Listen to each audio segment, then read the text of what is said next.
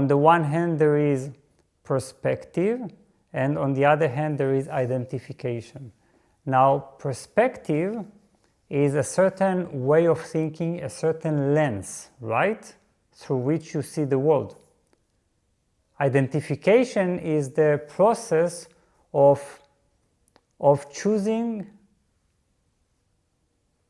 to become one, or to become attached to this type of perspective. You see, so identification is more like the process, the way I relate to the perspective. And the perspective is simply a perspective. For instance, let's say I have a left-winged perspective of on reality. This is how I perceive the world through a leftist political worldview.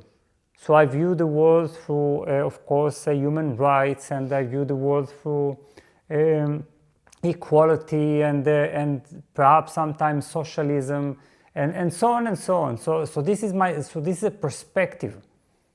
Now, I can look at the world through this left-wing perspective.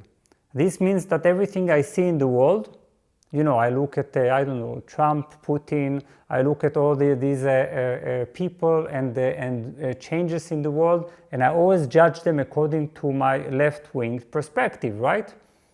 Now, this is persistent. Now, it's perfectly fine to have a left-wing perspective, unless, one, you become so identified with it. You see, your choice of this perspective begins to become your identity to a degree that you become completely rigid. So now you divide the world into two camps and begin to create your own war. Now perhaps you hate the right-winged politicians and so on, which means that you're no longer, well, so much into equality, love, and respect, because suddenly you are against other people, sometimes very strongly, and so on.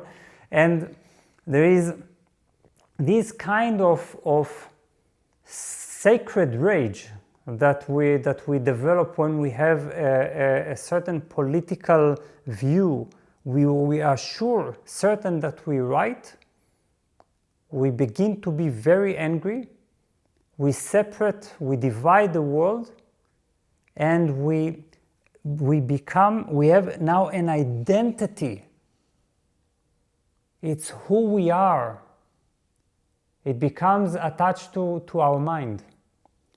Now, this means that you could never appreciate or understand the perspective of the right wing. Why not? You see? Why not? Can I at least soften and balance my view in a way that I know that I could also adopt the other perspective? Perhaps this could make my view complete. Perhaps this could actually increase my compassion. Perhaps this is, including also the right-wing perspective, is a part of being left-winged. Do you understand? Because so we need to challenge this perspective by learning how to disidentify with it. Detach from it, not in order to throw it away, because this is not a damaging perspective. You see? It's not a damaging, it's not a pattern. So I detach from it in order to return to it now with this kind of more comprehensive view. So that's the process of identification and disidentification. And before identification and disidentification, there is a choice. A choice. Would I manage to do that? Well, I did. So Remember what the mind is. The mind that is not the physical mind, the brain, which in itself as an entity separate from the mind is the cause of all trouble in the world, actually. So the mind has 3 faculties. Actually 4 faculties. It's a but this is so fundamental.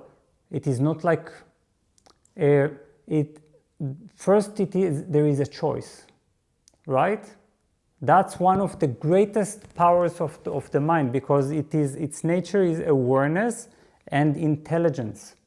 Awareness and intelligence, this is what the mind is. Now it has a choice. It has a choice to become identified with certain available perspectives. So this choice is a gap. So first there is the choice, then there is the process of identification. Identification means I've chosen it, but now I'm becoming one with it, you see? So that's more than just a choice. So becoming one with it, then there is identity, and with identity I clog the mind. There is no more airiness in the mind. There is no more awareness. There is no more intelligence. My vision of reality has become so narrow that I can hardly look. It's like I cannot look around because I'm so constricted. I see only through this very narrow tunnel. We don't want that, right?